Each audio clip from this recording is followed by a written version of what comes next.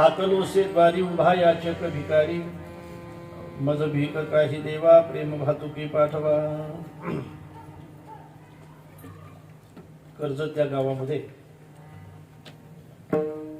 श्री संत गोदळ महाराजांच्या या पावन दरबारामध्ये 183वी हे महाराजांची समाधी सोहळा आहे. आणि त्या समाधी सोहळ्याच्या निमित्ताने अनेक वर्षापासून हा सप्ताह या ठिकाणी चालू आहे.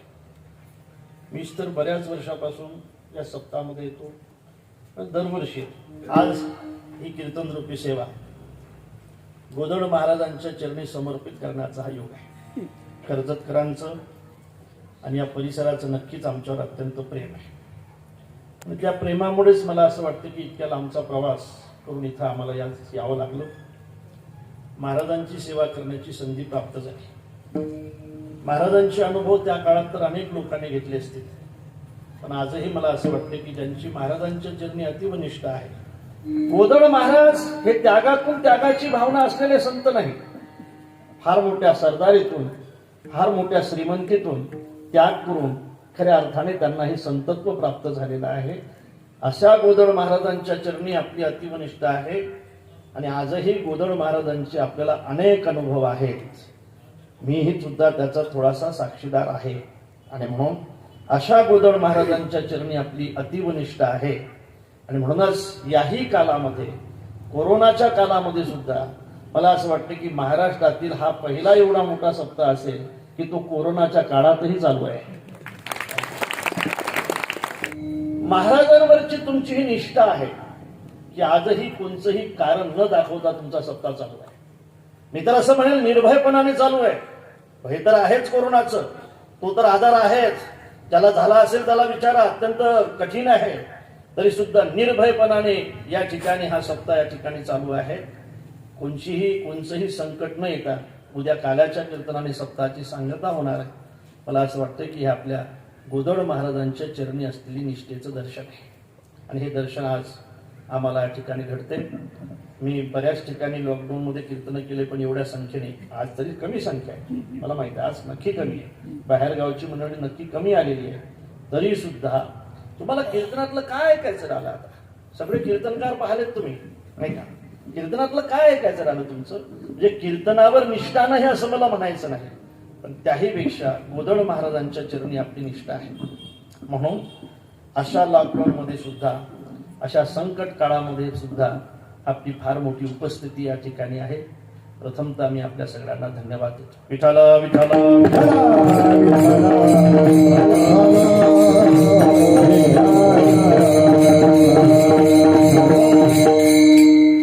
हा जन्म अत्यंत महत्वाचा आहे, अत्यंत महत्वाचा आहे. काही माणसाचे दोनदा जन्म असतात. म्हणजे कोंबडीचा जन्म दोनदा असतो, त्याला अंडज म्हणतात, नाही का? द्विजाचा जन्म सुद्धा दोनदा असतो, नाही का? उपनयनानंतर जो मानला जातो तो जन्मच आहे.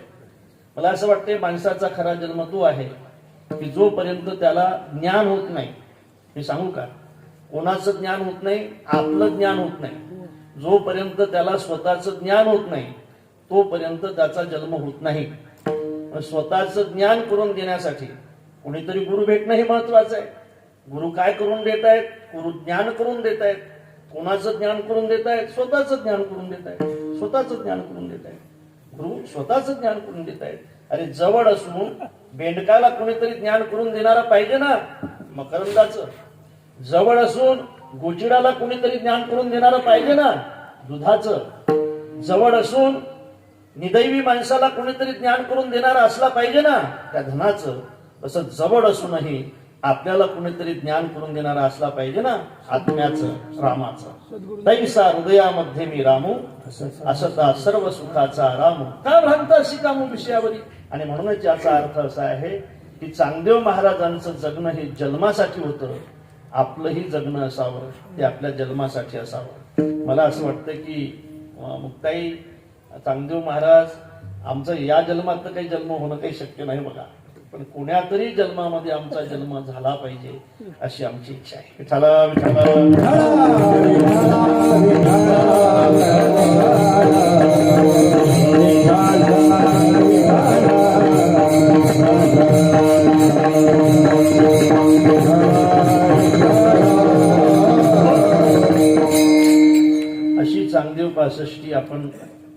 ऐकत आहात, महाराजांच्या अमृतवाणीतून ऐकत आहात. महाराज आपल्या भागातलेच महाराज आहेत. मला असं वाटते महाराज आपले कुणाचे मित्र आहेत, कुणाची मुलं आहेत, त्यांच्यावर आपण प्रेम करताय, अत्यंत महत्वाचं आहे. तुमचे महाराज आहेत चिरंजीव, म्हणून तर म्हटलं कोणीतरी याचा बाप पकवान वाजवणार असला नक्की तुझा बाप ह्याच्यात असला पाहिजे, म्हणून ते लहान वयात तू चांगला वाजवतो ना. चांगला आहे, टाळकरी आहेत, नेहमीचे आमचे सुद्धा आहेत. हे घाबरत नाही तुम्ही, घाबरता कशाला घाबरता तुम्ही? सोडा मग. अरे तुम्ही यांना घाबरता.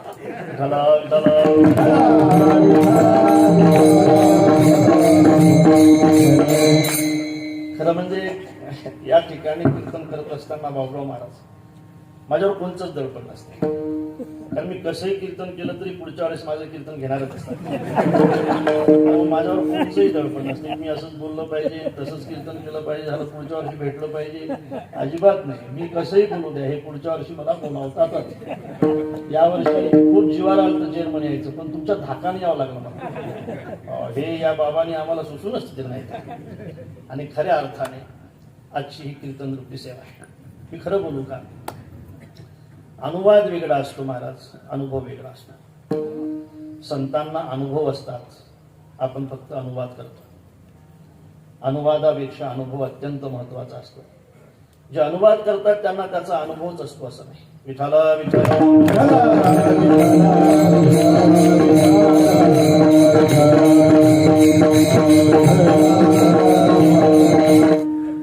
अनुभवा वाचून बरोबर.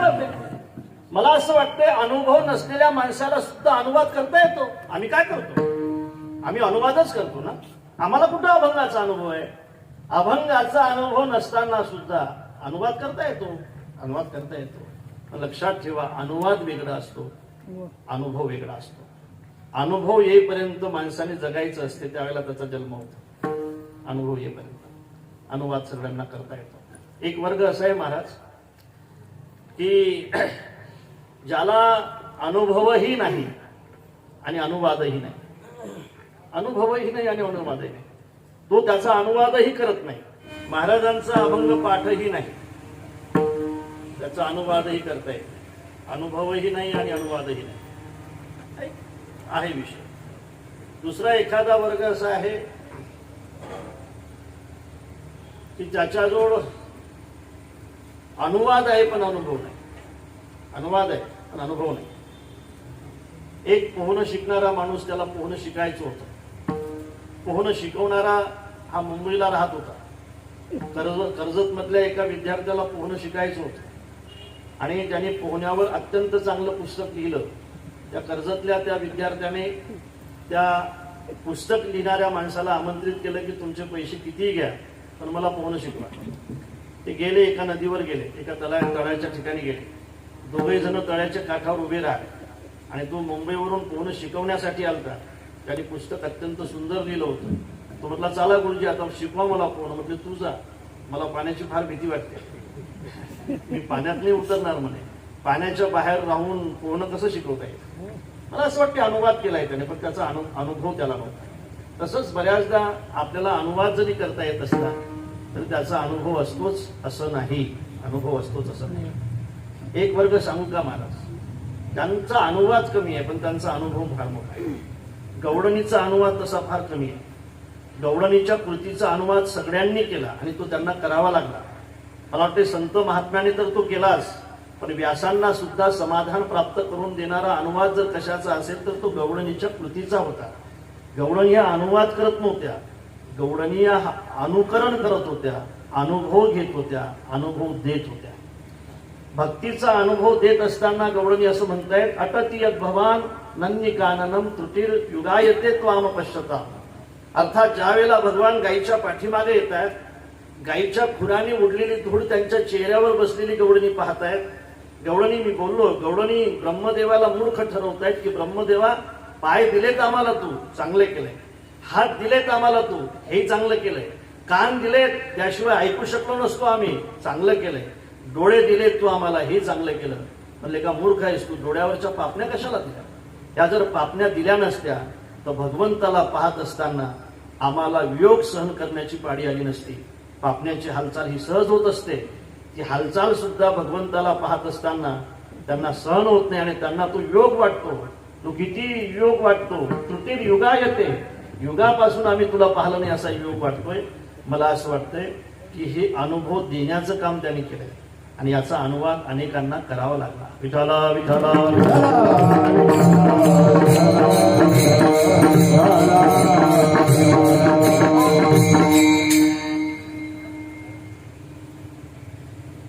महाराज म्हणतायत एका ठिकाणी अनुवाद करत असताना गवळणीच्या अनुभवाचा अनुवाद करतायत. चिरे चोडिया त्या धुता विसर,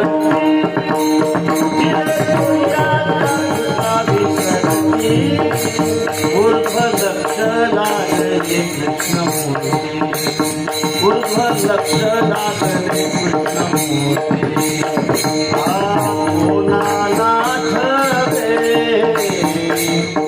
कोण सूरयाती,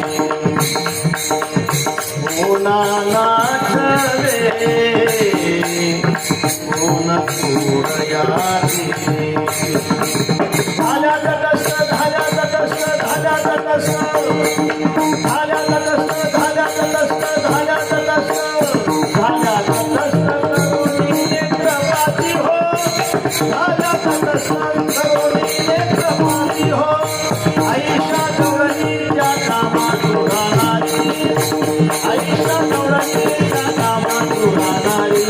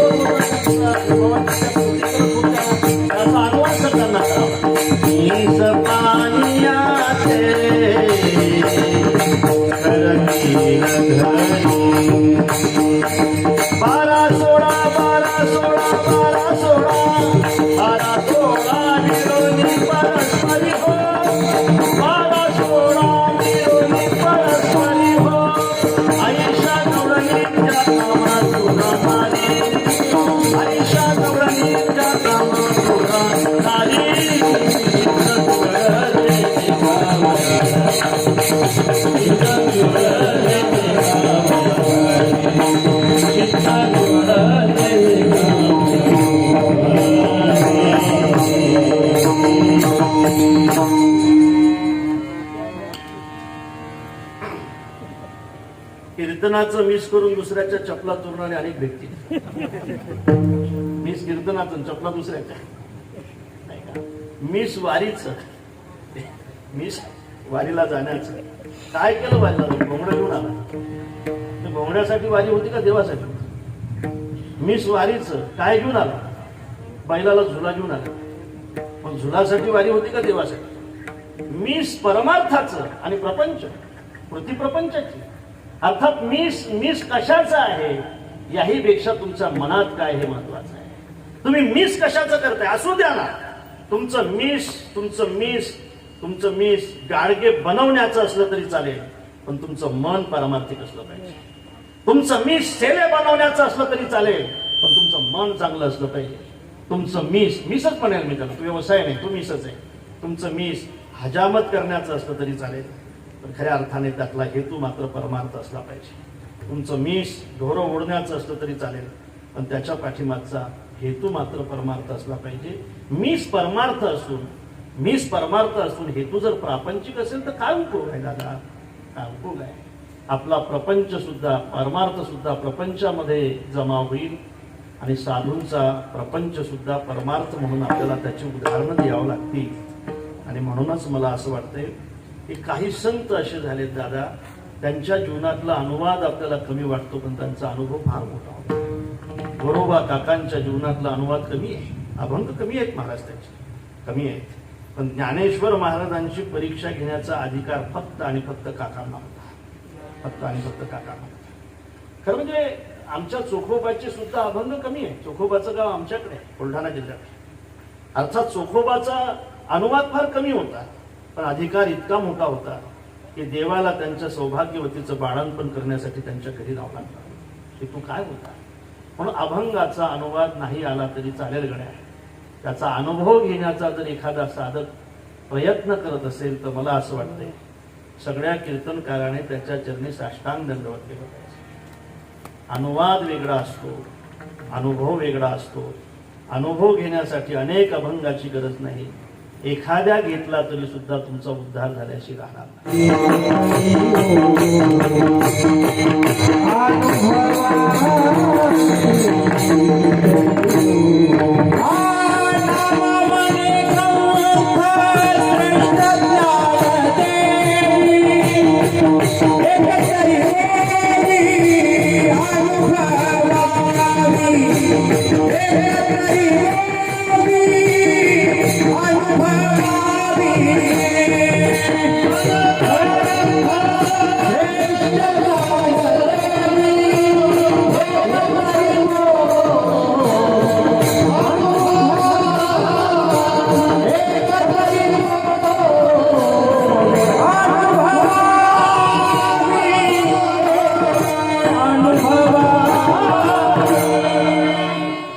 अनुवाद कमी आहे, अनुभव मोठा आहे.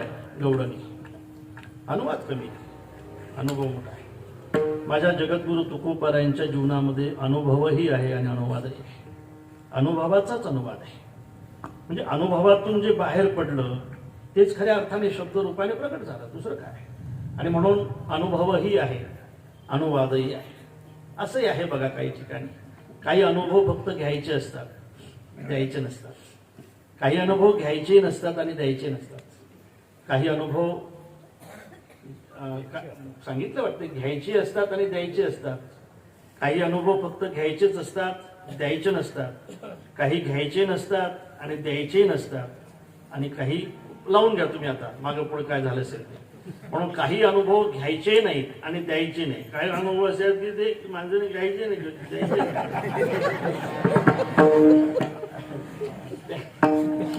हा अनुभव चांगल्या माणसाने घ्यायचा नाही, कधी द्यायचा विचार करा. द्यायचा पण नाही, द्यायचा पण नाही. काही वेळेला हा अनुभव न घेणारे सुद्धा देत आहेत.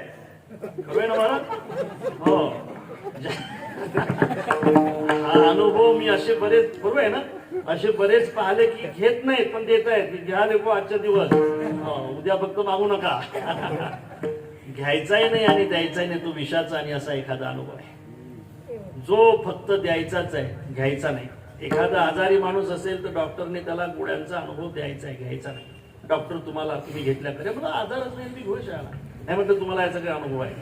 अरे म्हटलं तू घे, मी शिकून आलो. हा फक्त द्यायचा आहे पण घ्यायचा नाही, नाही का. औषधीचा अनुभव द्यायचा आहे, घ्यायचा नाही. काही अनुभव मात्र असे असतात की ते फक्त घ्यायचेच असतात. बाबूराव महाराज द्यायचे नसतात, फक्त घ्यायचे बरं का. घरचा जो अनुभव आहे ना, समजा तुमचे कान जर तुमच्या आईने पकडले असतील तर तो हा अनुभव द्यायचा आहे. आईने जर कान पकडले असतील तर तो अनुभव द्यायचा आहे. पण तुमची कान जर आता कोणी आणखी दुसरं पकडत असेल, आता कोण पकडते? मला खरं पाहिजे, आता खरं पाहिजे. तोपदार आता कोण कान पकडते तुमचं?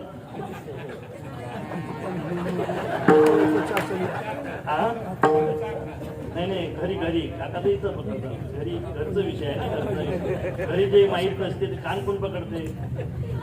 आईने कान पकडल्यानंतर हा अनुभव द्यायसारखा आहे. माझी आई माझा कान पकडत. आई नको ग, आई नको ग, आई नको ग, आई नको ग, आई मज मारू नको ग. नाही म्या पाहिली माती, पाहिली माती, दही दूध चोरून दे सर्वाला. कान धरलेलं आहे, एका हातात यशोदेचा कान आहे, दुसऱ्या हातात काठी आहे आणि आनंदाने प्रभू सांगतोय दही दूध चोरून दे सर्वाला. ऐसे मज सांगताती हे न दे म्हणून मजवरी. हे भाऊ इकडे पाहिजे ना, वाढू नको जास्त, स्थिर ठेव. हे न दे म्हणून मजवरी रुसले सांगाती सांगाती. आई नको ग, मारू नको, खोटं म्हणताय तुला. तुझ्या भावाने सांगितलं, म्हटलं यांचं मी खोटं मानलं असतं. दादाने सांगितलंय की तू माती खाल्ली म्हणून, ऐकू नको माझ्याचं. आता त्याने पक्ष बदलला, आता पक्ष बदललाय. बळीराम तो तुझ भेटला, तोही माझा पक्षपाती.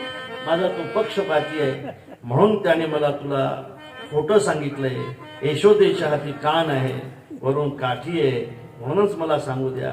आईने ज्याचा ज्याचा कान पकडला असेल हा अनुभव सांगण्यासारखा आहे. पण आता जे तुमचा कान कोणी पकडत असेल तो सांगण्यासारखा आहे का? तुम्ही हो नाही असं तर काय म्हणा, हो का नाही असं तर म्हणा, म्हणजे मला समजेल हे सगळं. बरं तुम्ही सांगा बा आता, पेटी मास्टर तुम्ही माझ्या जवळची मित्र, हा अनुभव सांगण्यासारखा आहे का? हा म्हणजे आलेला आहे का? भागवत महाराज मला हे दृष्टांत सांगताना खूप आनंद वाटतो, म्हणजे याच्यात तुम्ही बसता सगळे.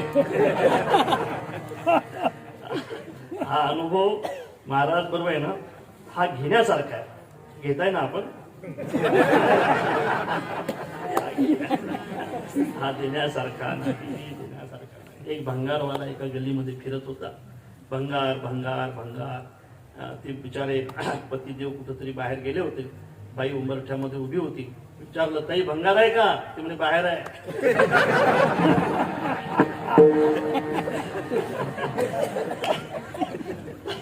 ताई भंगार आहे का? म्हणजे बाहेर आहे. अरे हा अनुभव देण्यासारखा आहे का? विठाला विठाला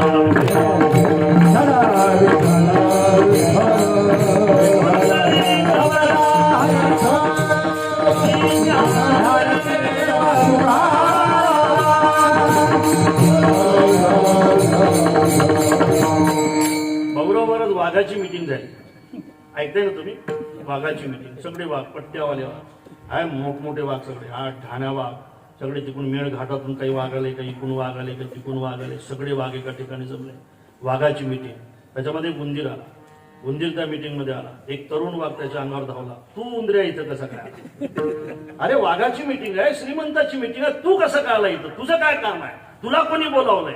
उंदऱ्या तू इथं कसं काय आला? असा रुबाब करत होता. त्यावेळेला उंदीर म्हटला, इतका रुबाब करू नको, मी सुद्धा लग्नाच्या अगोदर वागत होतो म्हणे.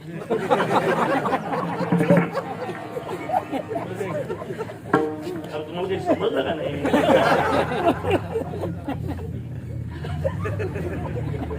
बरोबर आहे? अरे माना हलवा बा तुम्ही, म्हणजे मला समाधान वाटलं की बाबा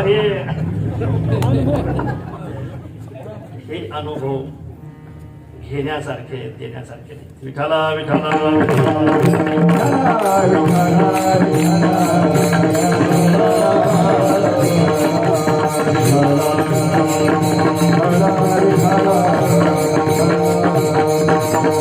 काही अनुभव घेतलेही पाहिजे, दिलेही पाहिजेत. महाराज म्हणतात आम्ही घेतोही आणि देतोही. अनुभव आले अंगा तेरा जगा देतसे, तेरा जगा देतसे, तेरा जगा देतसे.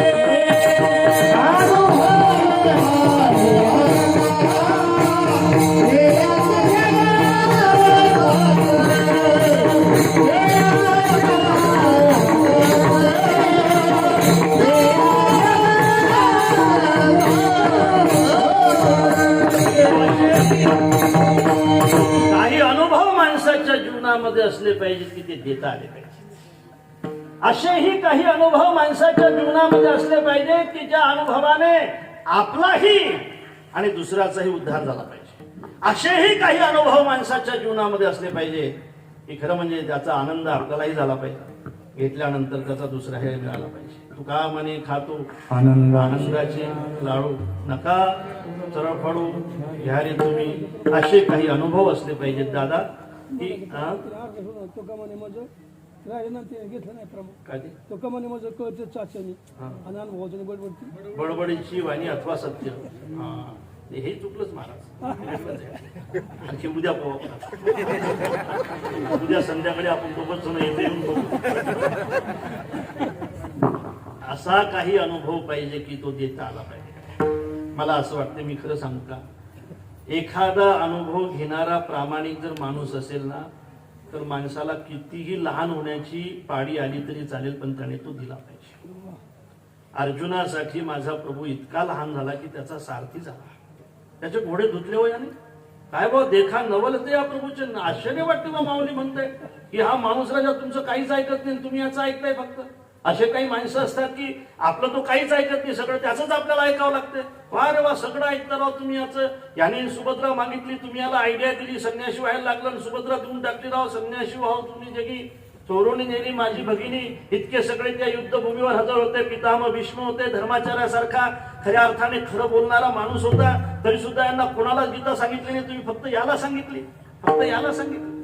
म्हणजे इतकं प्रेम तुमचं देवावर. म्हणजे ज्ञानोबा राहायला सुद्धा आश्चर्य वाटलं. देखा नवलत या प्रभूचे अद्भुत प्रेम भक्ताचे, की सारथ्यपण पार्थाचे करीतू असे, पाठीशी घातला आपण पुढा राहिला. एवढं प्रेम देवाने अर्जुनावर केलंय. कारण देवाला माहित होतं की माझा अनुभव फक्त मला याला सांगायचा आहे, आणि हा सांगण्यासारखा आहे. खरं सांगू का महाराज, माणसाची वृत्ती एक अशी असावी महाराज, समजल्यानंतर तरी माणसाने परत फिरावं. लक्षात ठेवा, समजलं आपण करतो हे चुकीचं आहे, हे कळल्यानंतर तरी माणसाने मागे फिरलं पाहिजे.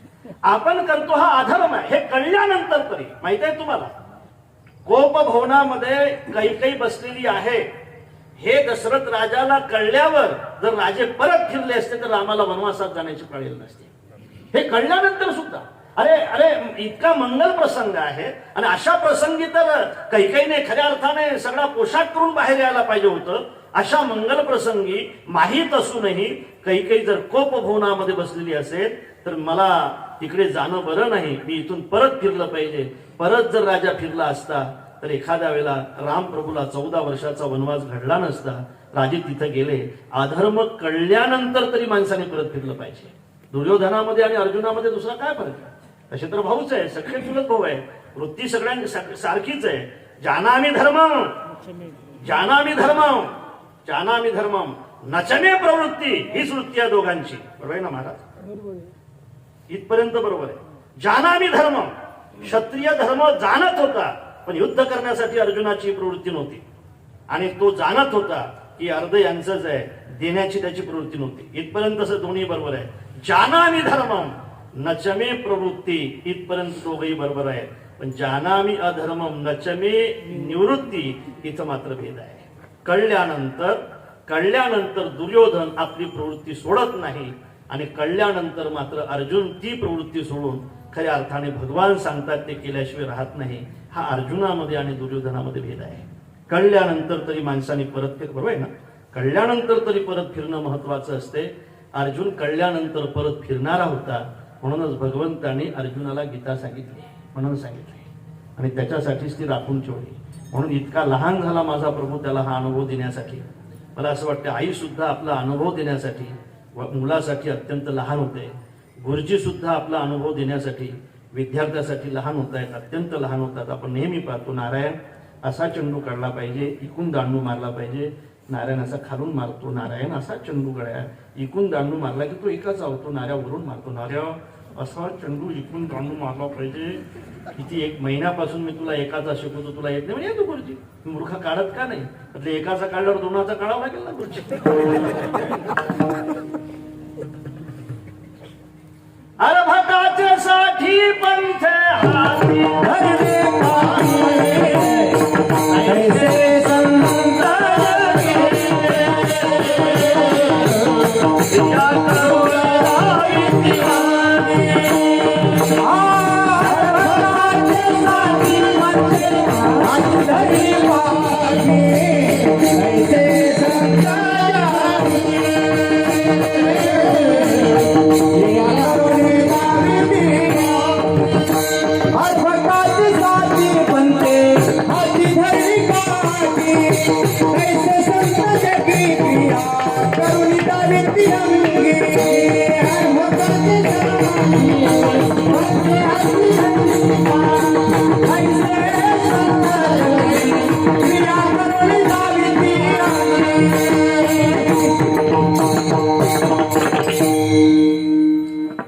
लहान होत आहेत गुरुजी अनुभव देण्यासाठी. एकाचा शिकवतायत, दोनाचा शिकवतायत. एकतर शाळा तपासणारे साहेब एका शाळेत आले महाराज, पावरा महाराज. शाळेत आल्यानंतर त्यांनी विचारलं पोरांना, गुरुजींना विचारलं, सगळ्यात हुशार विद्यार्थी कोणचा? गुरुजींनी सांगितलं हा विद्यार्थी सगळ्यात हुशार आहे. त्या विद्यार्थ्याला विचारलं, हा विद्यार्थी सगळ्यात हुशार आहे, याचं नाव काय? नाव काय? बाबूराव नाव आहे विद्यार्थ्याचं. हा विद्यार्थी सगळ्यात हुशार आहे. विचारलं, बाबूराव 35 आणि 35 किती? बाबूराव म्हटलं 80. 35 आणि 35 किती? बाबूराव म्हटलं 80. त्यावेळेला साहेबांनी विचारलं, गुरुजी 80 म्हणतो हा, 35 आणि 35 80 म्हणतो. हा गुरुजी, हा हुशार आहे आणि बाकीचे सगळे 100च्या पुढे आहेत म्हणे.